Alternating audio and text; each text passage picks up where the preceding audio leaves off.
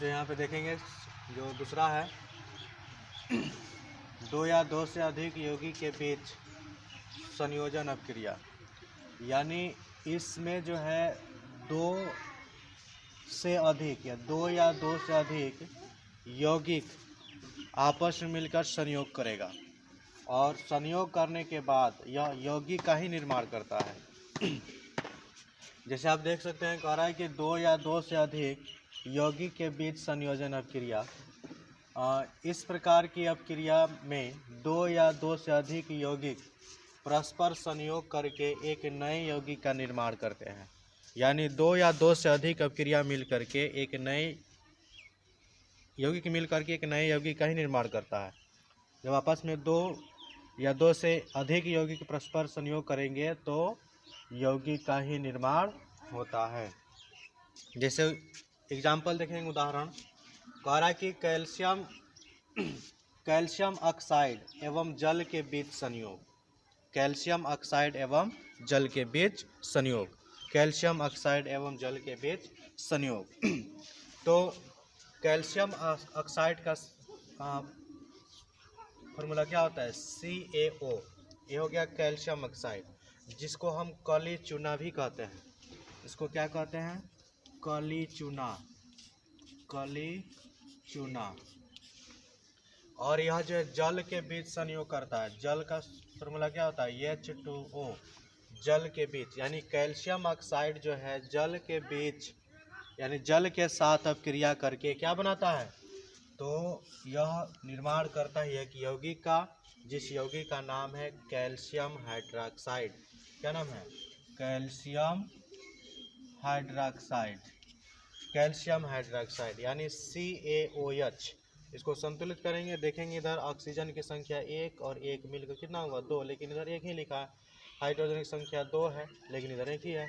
यहाँ पे क्या करेंगे? इस चीज़ को बराबर कर देंगे, तो ऑक्सीजन भी 2 हो गया और हाइड्रोजन भी 2 हो गया।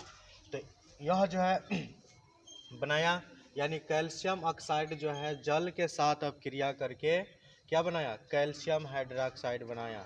कैल्शियम ऑक्साइड को क्या कहते हैं? काली चूना। क्या कहते हैं? काली चूना। तो यह निर्माण होता है, इसे कहते हैं भखरा चूना, भखरा चूना, इसे कहते हैं भखरा चूना। यानी कैल्शियम हाइड्रॉक्साइड जो है एक भखरा चूना है, जिसको जल के साथ मिला करके दीवारों में क्या किया जाता है? पुताई किया जाता है, यानी सफ़ेदी की जाती है। इसी चूना को, यानी भखरा चूना को जो है जल के साथ मिला करके दीवारों में पुताई की जाती है, यानी कि सफ़ेदी की जाती है। और यही जो है भखरा चूना जो है जब दीवारों में इसका पेंट चढ़ा दिया, यानी पेंट कर दिया जाए, इसका पुताई कर दिया जाए, तो भखरा चूना जो है वायु में जो कार्बन डाइऑक्साइड की मात्रा उपस्थित होता है, जो कार्बन डाइऑक्साइड आता है, उस वायु से कार्बन डाइऑक्साइड को अवशोषण करता है, मतलब अपने में खींच लेता है, अपने में लेता है, यानी उसको खींच करके उसका अवशोषण करके एक अभिक्रिया बनाता है। जैसे यहाँ पे हम बता सकते हैं कि कैल्शियम हाइड्रॉक्साइड जो है वायु से कार्बन डाइऑक्साइड का अवशोषण करता है, वायु से कार्बन डाइऑक्साइड का अवशोषण करके, जिसके कारण वह क्या बनाता है? कैल्शियम कार्बोनेट बनाता है। क्या बनाता है? Calcium carbonate. और अंत में वह जल का निर्माण करता है। यानी कहने का अर्थ हुआ कि जब हम भखरा चूना को जल के साथ मिला करके दीवारों में पुताई किए, यानी उसका दीवार में जो सफ़ेदी कर दिए, तो वही भखरा चूना जो है वायु में उपस्थित कार्बन डाइऑक्साइड को अवशोषण करता है और अवशोषण करके इसके साथ अपक्रिया करके क्या बनाता है? कैल्शियम कार्बोनेट, जिसे हम संगमरमर का रूप भी देते हैं, संगमरमर का नाम भी देते हैं। इसी को कहते हैं कैल्शियम कार्बोनेट, जिसको कहते हैं संगमरमर। क्या कहते हैं इसको? संगमरमर, इसको ही कहते हैं संगमरमर। कैल्शियम कार्बोनेट को क्या कहते हैं? कैल्शियम कार्बोनेट, जिसके कारण दीवारों में शाइनिंग आती है, चमकता है दीवार, और मतलब दीवारों की जो है चमक बढ़ जाती है। तो आप देख सकते हैं कि यहाँ पे कैल्शियम ऑक्साइड जो है जल के साथ अपक्रिया करके, कैल्शियम ऑक्साइड को हम काली चूना कहते हैं, जो जल के साथ अपक्रिया करके कैल्शियम हाइड्रॉक्साइड का निर्माण किया, जिसे हम भखरा चूना कहते हैं। क्या कहते हैं? भखरा चूना। और इसका उपयोग जो है जल के साथ मिला करके दीवारों में पुताई की जाती है, सफ़ेदी की जाती है। और सफ़ेदी करने के बाद यह जो वायु में जो कार्बन डाइऑक्साइड की मात्रा होती है उसको अवशोषण करके यह अपक्रिया करता है। अपक्रिया करके क्या बनाता है? कैल्शियम कार्बोनेट बनाता है, जिसको संगमरमर कहते हैं। और यह जो है दीवारों की चमक जो है बढ़ा देती है। कैल्शियम कार्बोनेट जो है दीवारों की चमक बढ़ा देती है। अब दूसरा जो है देखेंगे यहाँ पे सल्फर ट्राईऑक्साइड। सल्फर ट्राईऑक्साइड, यह सल्फर ट्राईऑक्साइड जो है भी जल के साथ ही अपक्रिया करेगा, यानी संयोग करेगा। तो सल्फर ट्राईऑक्साइड जो है जब जल के साथ अपक्रिया करता है तो क्या बनाता है? तो सल्फर ट्राईऑक्साइड जो है जल के साथ अपक्रिया करके देखेंगे हम क्या बनाता है। सल्फर ट्राईऑक्साइड, तो सल्फर ट्राईऑक्साइड मतलब 3 गो ऑक्सीजन, सल्फर के साथ 3 ऑक्सीजन। सल्फर ट्राईऑक्साइड, सल्फर के साथ कितना ऑक्सीजन? 3 ऑक्सीजन। और यही जो है जल के साथ अपक्रिया करता है। जल का फार्मूला जो आपको पता होगा, तो हम जल का फार्मूला लिख लेते हैं।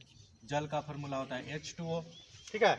तो यह जो है सल्फर ट्राईऑक्साइड H2O के साथ अपक्रिया करके बनाता है।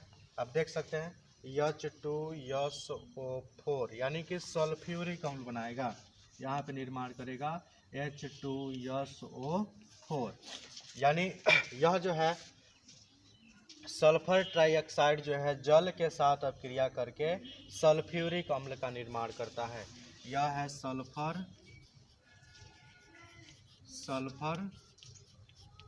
Trioxide, sulphur trioxide.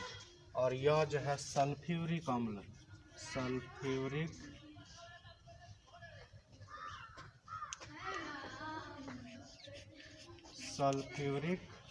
अम्ल, सल्फ्यूरिक अम्ल, जिसका हम उपयोग करते हैं इसको ऐसे। यह जो है कि अम्ल है, जो अम्ल का स्वाद आपको पता है कि अम्ल का स्वाद कैसा होता है? खट्टा होता है, जो अम्लीय है।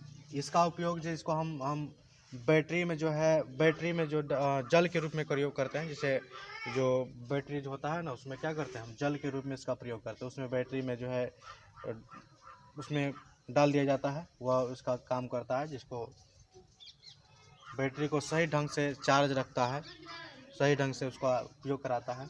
तो यही है सल्फ्यूरिक अम्ल, जिसमें हम बैटरी के रूप में इसका प्रयोग करते हैं। मतलब बैटरी में जल के रूप में प्रयोग करते हैं। इस बैटरी में, किसी भी बैटरी में जो बड़े बड़े बैटरियाँ होती है, उसमें क्या होता है?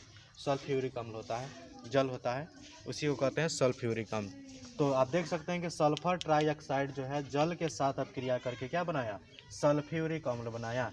क्या बनाया? सल्फ्यूरिक अम्ल। इसको हम कह सकते हैं हाइड्रोजन सल्फेट। क्या है? सल्फ्यूरिक अम्ल। क्या बनाया? सल्फ्यूरिक अम्ल। इसमें देख सकते हैं एक हाइड्रोजन है, दूसरा सल्फेट है, तो हाइड्रोजन सल्फेट भी बोल सकते हैं, लेकिन अब निर्माण किसका किया? सल्फ्यूरिक अम्ल का। तो सल्फर ट्राईऑक्साइड जो है जल के साथ अपक्रिया करके क्या बनाया? सल्फ्यूरिक अम्ल। अब देखेंगे इसके बाद, अब दूसरे अपक्रिया में चलेंगे।